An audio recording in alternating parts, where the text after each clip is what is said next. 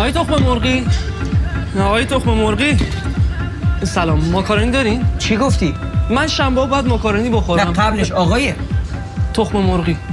چند وقت داری میای باشگاه؟ من جلسه اولمه. چطور؟ من با تو شوخی دارم. یکی بزنم لاگوش 2 کیلومتر رو همین تریدمیلو بدوی. ببخشید من منظوری نداشتم. من رفتم جلو گفتم بوفه کجاست، گفتن اینجاست، مسئولشم آقای تخم مرغی. خودت مغز تو کلت نیستش. یه نفر میشه فامیلش آقای تخم مرغی، یعنی سر کلاس میگفتن تخم مرغی، من گفتم حاضر. خب من خودم فامیلیم طالبیه، چرا فامیلی تخم مرغی نداشته باشی؟ واقعا طالبیه؟ بله طالبی اصل هستم. ببین ماکارونی ندارم. خب من شنبه بعد طالبی داری؟ نه آب طالبی نداریم، فقط آب کرفس. طالبیامو امسال نرسیدن.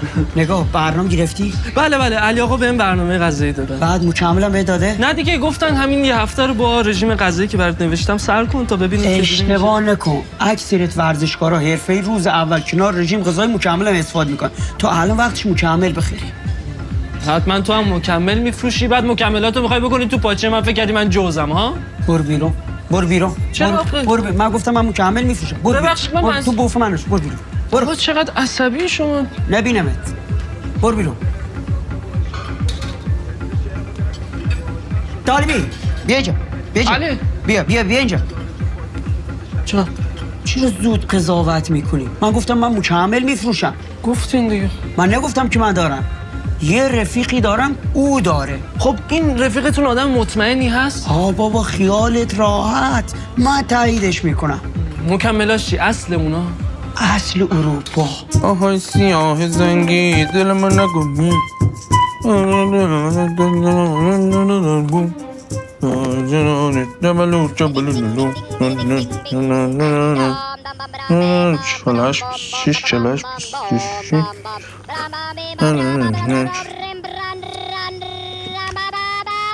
الو سلام شما؟ آها حجت توی براد قارونه چکریم باز از خطه دیگه زنگ میزی خط دیگه تو جواب نمه تو بره پول زنگ میزی ای چش برار چش ردیفش مونم باور که الان دست بالم خیلی خیلیست چش ردیفش مونم قربان یک سری مولتی ویتامین رو مخوم میام اونا رو زد میگیرم بعد با حساب قبلیم کلن با تصفیه همونو چش نگاه یک چیز حجت یک بنده خدای میگفت یک قرص دیگه هم خوبه که دیمین اینا بزنم به اسم بیتا بیوتی داره مثلا نمیشه اسم بیوتیکس میگم بیتا بیوتی باید بلاگر بشه خواه بعد اونا چی جوره به درد بخوره دری خودت دری بیا مثلا بگیرم ای بگردومت بعد نگاه مشتری بفرسته که سمت ما باز تو دیمینه هوا تو درم در صده ایور اوور باز هوا تو درم ها دمت نه خیالت راحت برار خیالت راحت تصفیه همونو مفته دیگه نه خدا رو شکر فروشم خیلی بالاست حجت آخه هیچی فروش نداره مامان الکی اون بالا خودشو علاف کرده عزیزم من هر کاری اولی سخته بعد درست میشه سه شدم به خدا دیگه چقدر بابا حرفش نبم ببین قربون تو برم دور سرت بگردم اگر بابا یه موقع یه حرفای بار مجید میکنه به خدا تو دلش هیچی نیست آره مشخص بابا جلوی ما این همه هارت و پورت میکنه وگرنه هر جا میشونه و پامشه راجع به مجید تعریف میکنه همش بگه داماد من گله یک داماد شغالی گیرم آمده 100 رحمت به زالو تو خانه ما کنگر خورده لنگر انداخته نه یک کار درست حسابی نه یک پول درست حسابی از همه مهمتر شعور نداره نمیدونم دختر ما به چیه دل خوشه دیدی؟ رفت کی؟ همین زنه که رو برونشت به ما زل زده بود ندیدیش؟ خجالت بکش از اون موه سفیدت خجالت بکش زشته تو درست همون حرفه میزنه که به چای ما میزنن چند وقت الان مجردم تا که متکابقل کنم زشته یه حرفا رو نزن تو اصلا فهمیدی ما چی گفتم نه دامادم داشتم میگفتم. ها مسائل مالی خب معلوم اول زندگی همینجوره بعدن خوب میشه. آقا رضا ها جان مسائل مالی رو بذار کنار. ادب از همه مهمتر ادب نداره. راست. پسر ما سینا رو میشناسی؟ بله ها؟ بله پسرت میشنم. بله زیر دست ما تربیت رفته. باریکلا. تا حالا نشده از مدرسه زنگ بزنن بگم فلان کار کرده فلان کار نکرده. چرا؟ چون زیر دست ما تربیت رفته. اکبر تربیت. بگیر آقا مشغول بازم بگیر. من نمیدونم یک آدم چقدر میتونه صحبت کنه که همیشه مشغول. این سینا پارسال این کپسول آتش نشانی خالی کرده بود روی یکی این معلما.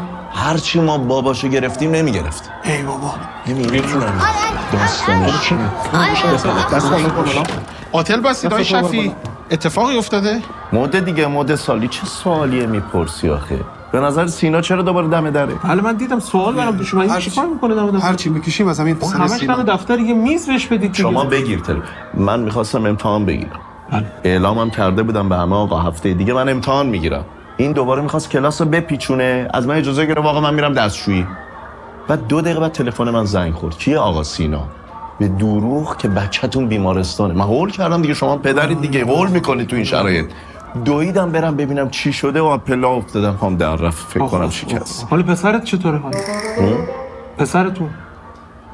عرض کردم که پیچونده کلاس رو. سینا به من زنگ زده اونو گفته من افتادم پام شکسته. بله اونو متوجه شدم که سر خوردید، اونو فهمیدم. حالا من نگران پسرتونم. پسرتون چی؟ آقا دارم توضیح میدم دیگه. میگم کلاس خواسته بپیچونه به من زنگ زده دروغ گفته من هول کردم رفتم افتادم پام شکسته. با این که پدر نمیدونم چرا درک نمیکنه بابا. دیگه. آره خب الان واقعا شرایط حمل و نقل برای شما سخته.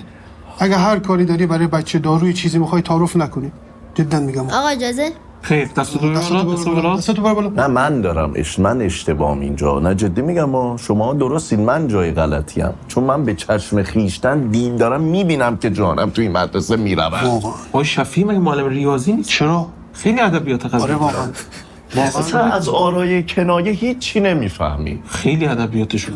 من اگر بشه نامه به اداره بنویسم ایشون سال دیگه هم معلم ریاضی باشن هم معلم ادبیات. آقا اجازه؟ بگی دستتو بالا حرف نزن. حالا این چیکار کرده اینجا؟ این خیلی کار زشتی کرده. فرشاد پسر خوبی آقا. نه پسر خوبی هست اما رفته از دستشویی معلم استفاده کرده. جدی میفرمایید؟ فرشاد من از تو انتظار نداشتم. آقا اجازه؟ چی میخوای بگی؟ آقا من میدونم چرا گوشه پدر سینا مشغوله. شما لازم نکردین چیزا رو بدونی. چی میگی؟ بگو چی شده؟ بچه‌ای که از دستشوی معلم‌ها استفاده کنه اصلا حق نداره صحبت کنه.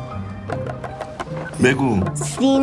سینا شماره شما رو، خب مدرسه رو، مدیر رو، خب ناظم رو، خب دیگه همه رو گذاشته تو لیست سیاه. آره دیگه همین مشغوله. لیست سیاه؟ باشور. آقا با اون یکی خط بگیریدش. اون خطتون رو که کسی نداره. فکر کنم بدبخت شدی سینا.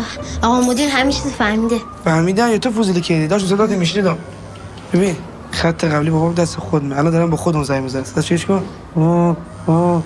موقع کار خودم بلد ولی بد دهنه تو گرسه. به خدا از زیر زبونم قطعا.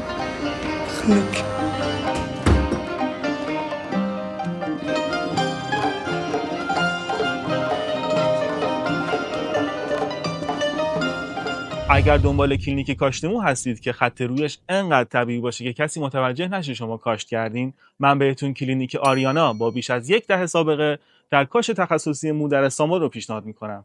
پس منتظر چی هستین؟ همین الان وقت مشاوره بگیرید.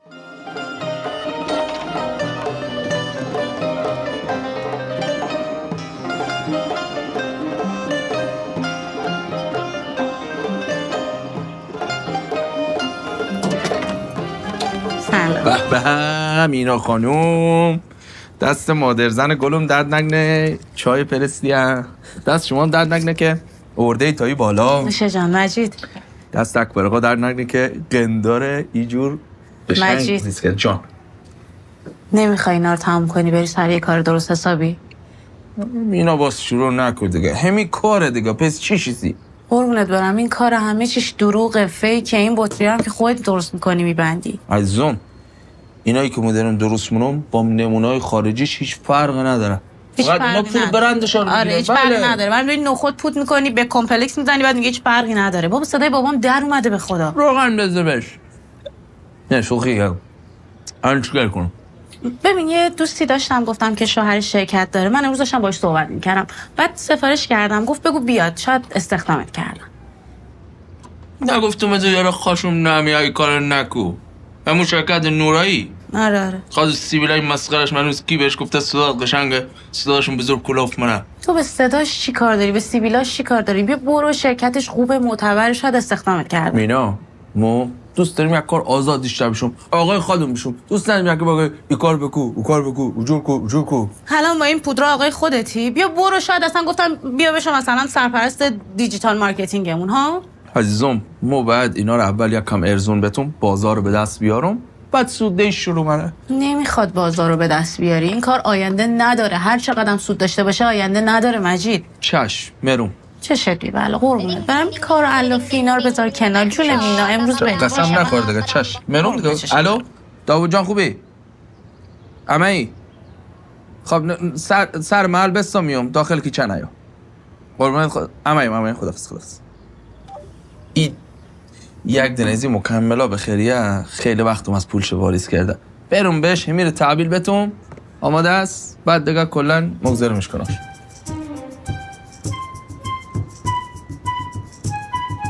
باور کن مگذرم اصلا نگاه کن ازم همونجا مستقیم برم شرکت همون یورو سیبیلوه خیر درات ازم اونجا مستقیم برم. حله؟ این سکوت الان چی شیست؟ این الان سکوت علامت رضاست یا از سکوتای جواب ابلهان خاموشیست؟ سکوت رضاست. تیز میرم.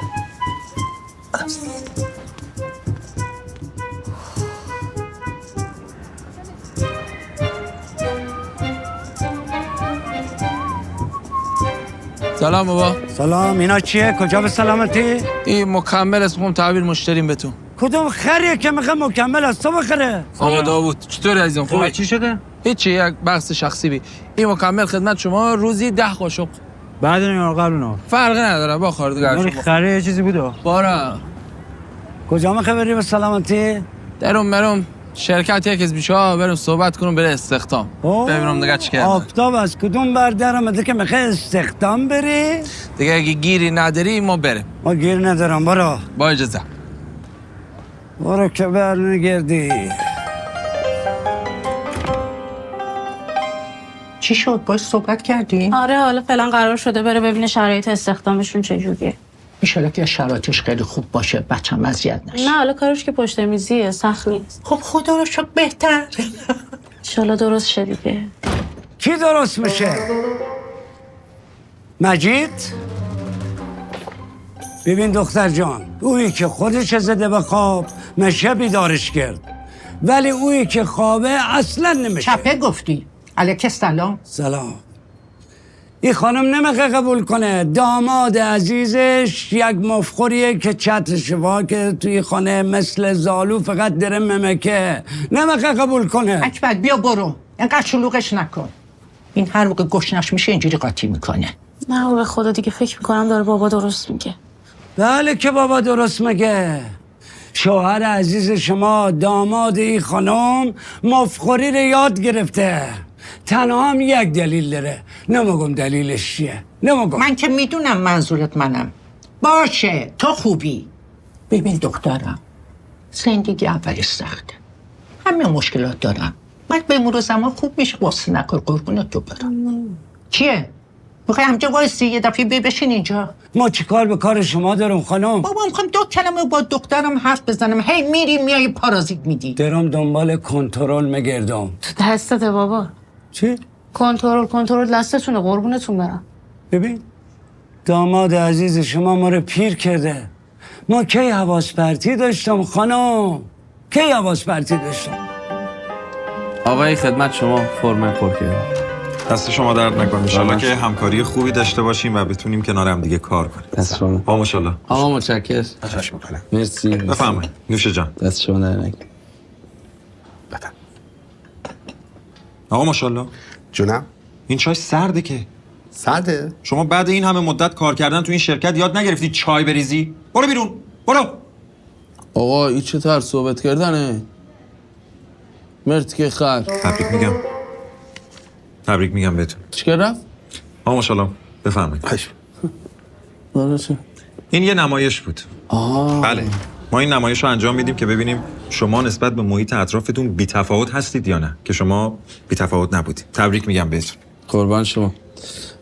فقط شرایط دیگه کاری تا چیست؟ عرض میکنم خدمتتون. ببینید حقوق شما اینجا 6 تومنه. نیمه وقت؟ تمام وقت. از ساعت 8 صبح تا 5 بعد از ظهر. یه ساعت هم وسطش وقت دارید واسه نهار و استراحت و این داستانا. البته این 6 تومن با مزایاست. مزایا چیست؟ مزایا زیاد داره، اما مهمترینش اینه که حقوقتون سر وقت سر ماه پرداخت میشه. یعنی مزایاست. بله دیگه، تأخیر نداریم تو پرداخت. بعد 6 تومن جای پیشرفتم داره؟ نه ببینید این سقف حقوق شماست. در واقع حقوقتون 4 تومنه. شما 2-3 ماه اول که اینجا کارآموزید، بعد تا 6 ماه حقوقتون 4 تومنه، بعد از 6 ماه با تصمیم هیئت مدیره حقوقتون میشه 6 تومن. اینجوری. بس خواهی مانم این الان واقعی است یا نه؟ یعنی ادامه همون نمایش هست؟ چی؟ بگم این حرفایی که داریم میزی شرایط واقعی است الان یا نه؟ میخوای ببینیم واکنش؟ نه آره اون نمایش بود تموم شد. ولی اینا واقعیه. واقعی است. بله. مرتی که خجالت نمیکشی؟ بله. میخوایم ببینیم تو نسبت به اطرافت واکنش چیست؟ فیلم و سیانس بریم رو انداخته ای؟ چندی حقوقات کمه که همین آبدارچی تا پشت در همین اتاق خود در همین نمایش داره مفرشه به 100,000 تومان. آقا ماشاءالله. بله اسمو 100 تومان گرفت، گفت بهت میگم که چی جور استخدامت کنن. چقدر بد. خود گلابیت اگه نسبت به اطرافت بی تفاوت نمیشی، وقتی میگن با این حقوق آدم استخدام کو، بعد جلوشو بسی بگی این حقوق کمه. این تصمیم هیئت مدیره است آقا. بفرمایید بیرون. بفرمایید. سیب زمینی. برو بیرون. لیاقت ندارید آقا. کامرا. آقا ماشاءالله.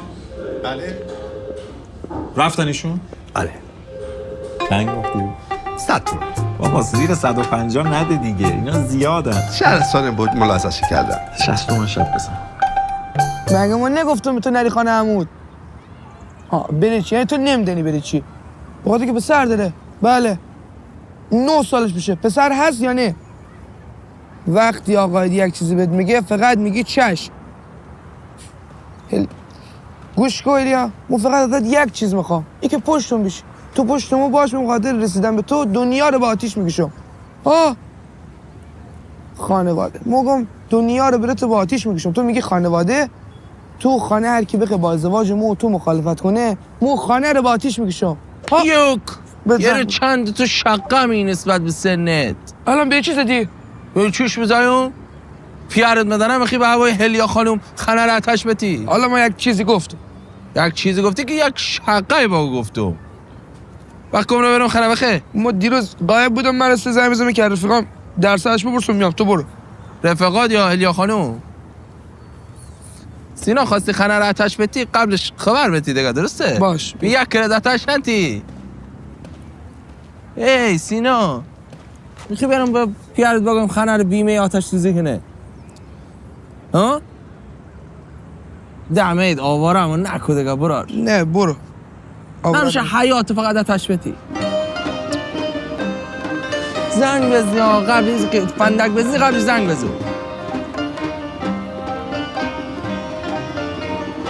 الو.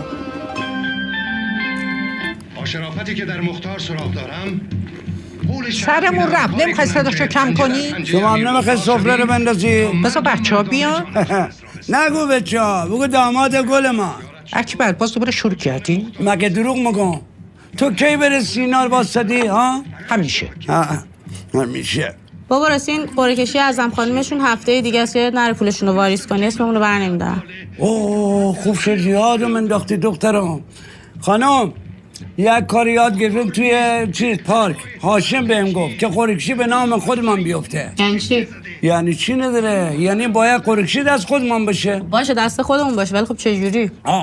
نگاه کن رو توپ اسم ما نمینویسه. شب قبلی که میخوای قرعه کشی بشه توپره که اسم ما هست مذارم تو یخچال سرد بشه. فردا توپ رو تو یخچال در میارم مندازم تو ظرف، همینجا شورش میدم بعد دست منو میکنم تو ظرف، توپ سرد در میارم. به ناممان در میه به همین راحتی. همینمون مونده که پول حروم بیاری تو خونه. ببین یه بار دیگه من تو رو تو اون پارک ببینم تا من میدونم با تو. خیلی خوب، اولین بار اسمان در نمیارم، یکی دومی در میارم که حروم هم نبشه چیزم نبشه، شما هم ناراحت نبشی. تموم. چه فرقی میکنه وقتی تو تقلب میکنی به اونایی که به تو اعتماد داره خیانت میکنی؟ سلام. سلام مادر. سلام. سلام. چی عجب یک بار سلام کردی. سلام. سفره چی رو بندازه خانم؟ هنوز سینا هم نیامده. اونم هر کجا باشه پیداش میشه. پاشو کمک کن سفره رو بندازیم. یالا. همین الان خودت نگفتی وقتی سینا آمد سفره رو بندازن؟ گفتی فرقی ندارن؟ گفتی یا نگفتی؟ پاشو کمک کن. مجید جان اون خورشو بده من. این گوشش بیشتر مادر.